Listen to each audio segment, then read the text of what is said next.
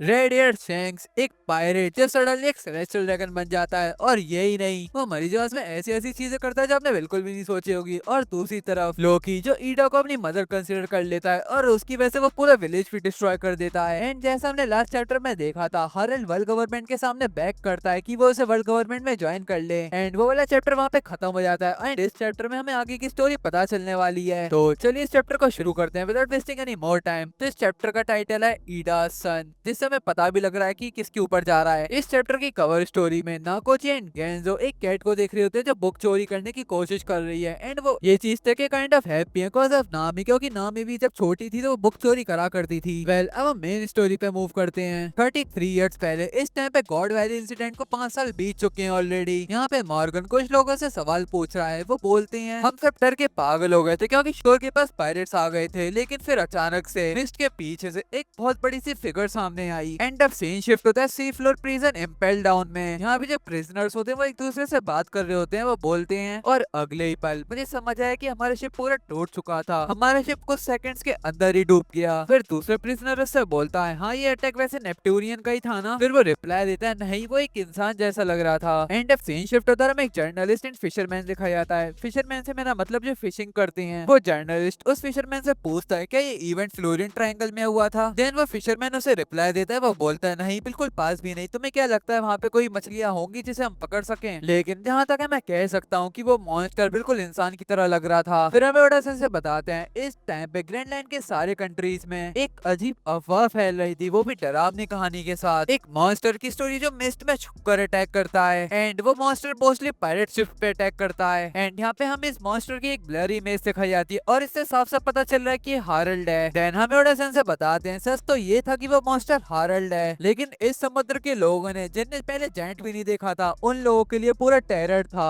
अपने 1000 इयर्स के अटोनमेंट के तौर पर हारल्ड ने नेवी के ऑर्डर बनाए रखने में मदद करी। एंड यहाँ पे हारल्ड ने एक शिप को पूरा डिस्ट्रॉय कर दिया अपने एक ही अटैक से। फिर ओडासन से हमें बताते हैं जो पायरेट्स गॉड वैली में अलग हो गए थे, अगले 1 या 2 डेकेड्स में उनकी पावर्स और भी ज्यादा बढ़ती गई जब तक वो अपने प्राइम में नहीं पहुंच गए। एंड देन वो अपने एरा के फेसेस बन गए। हालांकि कुछ पायरेट्स ने टेरिटरीज को क्लेम करने में फोकस करा, लेकिन एक क्रू ने वन पीस के वर्ल्ड में एक इम्पॉसिबल चीज कर दी। उन लोगों ने वन पीस वर्ल्ड के ग्लोब को पूरी तरीके से नेविगेट कर लिया। एंड यहाँ पे वो रॉजर पायरेट की बात कर रहे हैं, क्रू जो king of the pirates lead करते हैं, गोल्डी रॉजर। लेकिन जब वो मरीन के हाथों पकड़ा गया उसे कुछ टाइम बाद ही एक्सिक्यूट कर दिया गया। वर्ल्ड गवर्नमेंट ने सोचा था कि किंग ऑफ द पायरेट्स को एक्सिक्यूट करके पब्लिकली वो उनकी स्ट्रेंथ शो करेगा, लेकिन कुछ उल्टा ही हो गया। वन पीस के ट्रेजर के लिए बहुत सारे लोग क्यूरियस थे, एंड गोल्डी रॉजर की अनाउंसमेंट ने उसे एक नया एरा का रूप दे दिया। ग्रेट पायरेट एरा को काउंटर अटैक करने के लिए नेवी हेडक्वार्टर्स ने बहुत सारे जायंट्स को भी रिक्रूट करा, और वो भी बहुत अलग अलग रीजन से। मीनवाइल हारल्ड जो नेवी को फेथफुली सर्व कर रहा था, इस साल उसे भी ऑफिशियल एक्सेस मिल चुका है होली लैंड में। एंड वो इस टाइम पे गोरोसे के सामने बैठा हुआ है, एंड वो उनसे बात कर रहा है। यहाँ पे गोरोसे उसकी बॉडी पे टैटू बना देते हैं, एंड मार्करस उससे बोलता है जो वन ऑफ द गोरोसे है, तुम अब एक ट्रस्टेड वेपन हो होली नाइट्स ऑफ गॉड के, तुम अब एक डिवोटेड ब्लेड हो। एंड अब यहाँ पे गोरोसे से बताता है इस टैटू के 3 स्टेजेस हैं। शैलो कन्वीनिएंट जो अभी हारल्ड के पास है करंटली, वो बस एक छोटा सा ट्रेस है बॉन्ड का, लेकिन डेप्थ कन्वीनिएंट एंड अबिसल कन्वीनिएंट सिर्फ 13 लोगों के लिए रिजर्व्ड है जो ट्रू गॉड के कांटेक्ट में एंटर हो सकते हैं। फिर हारल्ड पूछता है ये कौन सा ट्रू गॉड है जिसके बारे में बात कर रहे हो। देन न्यूशिरो से बोलता है अगर वो दिन आया जिस दिन तुम प्रॉपर नाइट बन जाओगे, देन तुम्हें पता चल जाएगा इस दुनिया की गहराई का सच। देन हारल्ड गोरोसे से पूछता है ये क्या वही दिन होगा जब एल्बा वर्ल्ड गवर्नमेंट का एलाय बन जाएगा। देन सैटर्न बोलता है हाँ हारल्ड उस दिन अनाउंस हो जाएगा पूरे वर्ल्ड में, एंड एल्बा को वेलकम करा जाएगा अलायंस में। फिर हारल्ड उन लोगों से बोलता है मैं बहुत ज्यादा ग्रेटफुल हूँ और ये मेरे लिए बहुत ज्यादा ऑनर की बात है, मैं सब कुछ करूंगा जैसा आप मुझसे बोलोगे। एंड अब सीन शिफ्ट होता है शंगारा में जो नाइट्स ऑफ द गॉड का टेंपल है। यहाँ पे फिगरलैंड गार्लिंग भी होता है जो कमांडर है नाइट्स ऑफ द गॉड का। यहाँ पे सॉमर्स, शैमरॉक और हारल्ड भी होते हैं। गार्लिंग बोलता है ग्रेट वन क्या सोच रहे हैं। फिर सॉमर्स बोलता है क्या किंग ऑफ द एल्बा सच में ऑर्डर्स लेगा हमारे। फिर हारल्ड बोलता है मैं सच में तुम्हारे ऑर्डर्स लूंगा, जस्ट तुम बोलो तुम्हें क्या करवाना है मुझसे। फिर गार्लिंग बोलता है हम तुम्हें कॉल करेंगे अगर हमें कुछ भी काम होगा तुमसे, लेकिन अपने पास ट्रांसपेंडेंस जरूर रखना।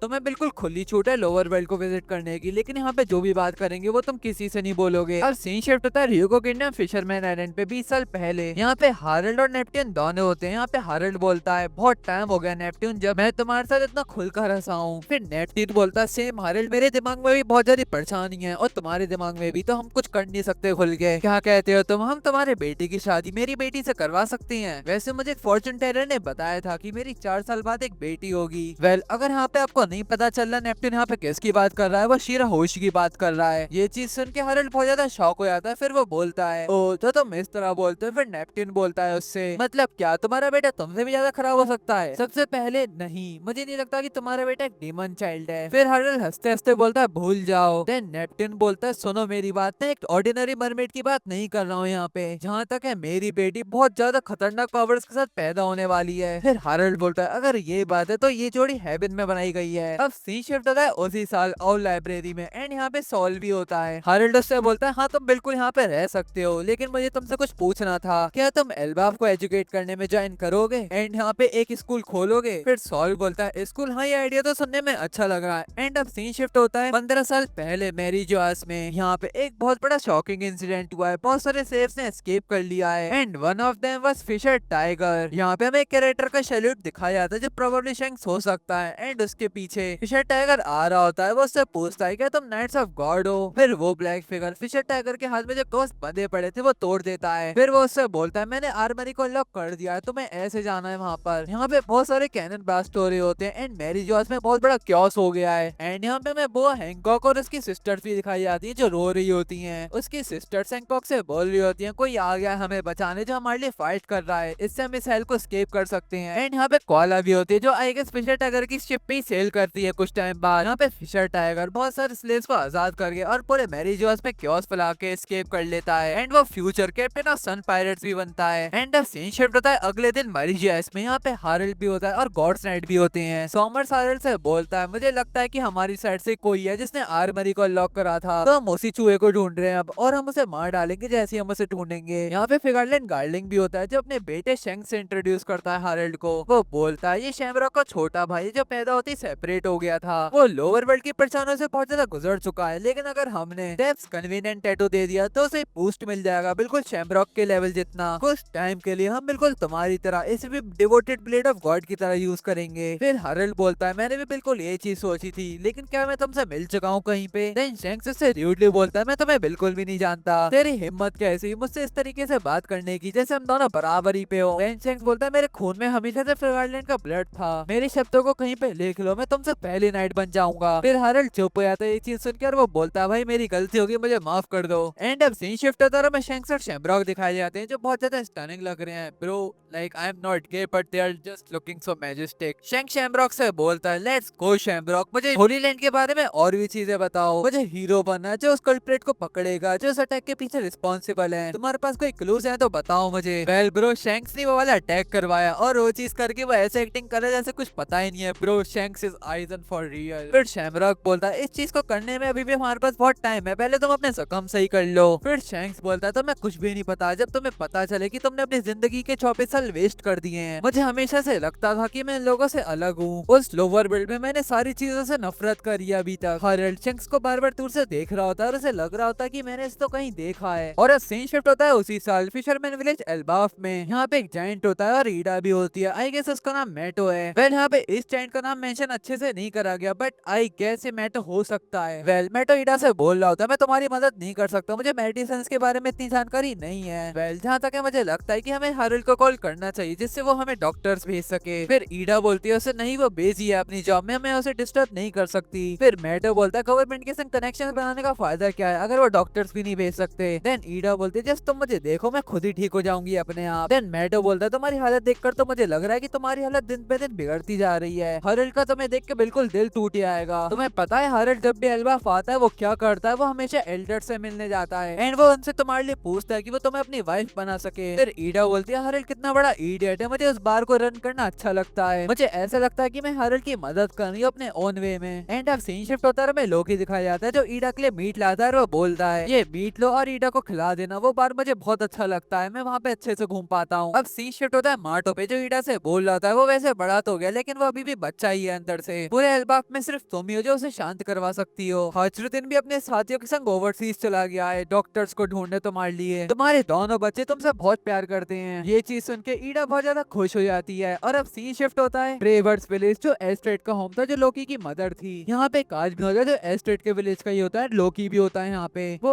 आदमी लोकी से बोल रहा था, मैं नहीं चाहता कि कोई दूसरी औरत एल्बाफ की क्वीन बने। तुम भी इस बात पे अग्री करते हो ना लोकी? एस्टेडी एल्बाफ की रियल क्वीन थी और वो हम लोगों में से ही एक थी। वो हमारा स्टेटस और फॉर्चून नहीं छीन सकते। इसी वजह से हमने उसे पॉइजन कर दिया और ये ऐसा पॉइजन है, अगर इसने शरीर में अपने बीज डाल दिए तो इसका मतलब सर्टेन डेथ है। अब सीन शिफ्ट होता है ईडा पे, जब माटो से बोल रही होती है, well before moving to the story, मुझे अभी पता चला है कि इसका नाम माटो नहीं है, बट जब तक इस कैरेक्टर का नेम रिवील नहीं होता, for now let's consider him माटो। वो माटो से बोल रही होती है, इस चीज का मुझे बिल्कुल भी फर्क नहीं पड़ता अगर हम ब्लड रिलेटेड हैं या नहीं है। लोकी भी मेरा एक स्वीट बॉय है, जस्ट लाइक हजरुद्दीन। अब सीन शिफ्ट होता है लोकी पे, जो उन विलेजर्स पे बहुत ज्यादा खुश हो जाता है और वो पूछता है उन लोगों से, ईडा नहीं मरेगी है ना? लोकी उस विलेज को पूरा डिस्ट्रॉय कर देता है और उस आदमी का गला पकड़ के बोलता है, मुझे पता है कि मेरी ब्लड रिलेटेड मदर ने मेरे साथ क्या करा था। उसने मुझे अंडरवर्ल्ड में फेंक दिया था और तुझे सिर्फ दौलत चाहिए। तुम जैसे लोग मुझे बहुत ज्यादा बुरे लगते हो। ईडा नहीं मरेगी है ना, क्योंकि वो मेरी इकलौती माँ है जो मेरे पास है। ये वाला चैप्टर यहाँ पे खत्म हो जाता है। अगले हफ्ते भी ब्रेक नहीं है, जो बहुत ज्यादा अमेजिंग चीज है। तो मैं लोकी के लिए यहाँ पे बहुत ज्यादा खुश हूँ कि लोकी ने ईडा को अपनी मदर तो कंसिडर करा, लेकिन यहाँ पे ईडा की हालत बहुत ज्यादा खराब हो चुकी है and I hope Ida will not die. Well अब हम शैंक्स पे आते हैं। जैसा कि हमें पता है कि शैंक्स ने फिशर टाइगर को फ्री करा है, लेकिन सवाल ये है कि शैंक्स ने फिशर टाइगर को क्यों फ्री करा? क्या ये चीज उसने आउट ऑफ पिटी करी या उसकी कोई स्ट्रेटेजी थी? वेल मुझे लगता है कि ये चीज आपको बुरी लगेगी, लेकिन मेरे पास एक थ्योरी है जहां तक मुझे लगता है कि शैंक्स ने ये चीज हरल्ड को मरवाने के लिए करी है और वर्ल्ड गवर्नमेंट के रास्ते से हटाने के लिए करी है। वैसे मैं 100% श्योर नहीं हूँ कि शैंक्स हरल्ड को मरते हुए देखना चाहता है, लेकिन जैसा हमें पता है कि हरल्ड आगे आने वाले टाइम में मर जाएगा, but what was the reason of his time? Well जहां तक मुझे लगता है कि शैंक्स फिशरमैन टाइगर का ब्लेम हरल्ड पे डाल देगा और ऐसे ही हरल्ड को मार दिया जाएगा एंड शैंक्स ऐसी वर्ल्ड गवर्नमेंट के बहुत सारे सीक्रेट जान पाएगा और वो होली नाइट में भी कन्वर्ट हो जाएगा। वेल आपको क्या लगता है? अपने ओपिनियन कमेंट में जरूर बताना। तब तक के लिए इस वीडियो को एंड करने का टाइम आ गया है और अगर आपने इस वीडियो को लाइक नहीं करा तो जल्दी से कर देना। सब्सक्राइब करना भी बिल्कुल मत भूलना। मिलते हैं आपसे अगली वीडियो में, तब तक के लिए बाय बाय।